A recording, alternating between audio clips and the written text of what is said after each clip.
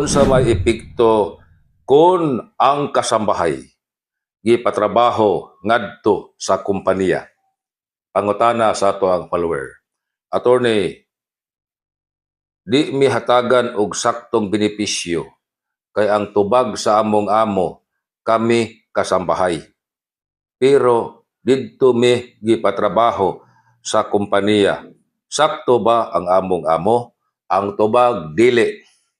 Unsay giingon sa Section 22 sa Batas Kasambahay?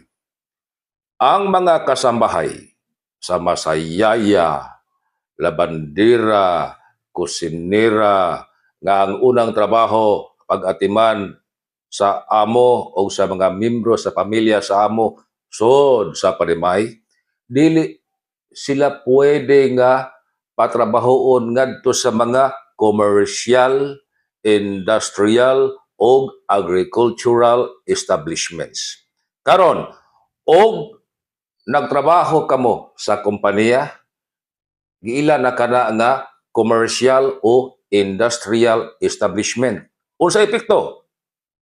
Entitled kamo sa regular nga mga benepisyo ug minimum nga sweldo nga gidawat sa mga trabahante sa commercial or industrial establishment.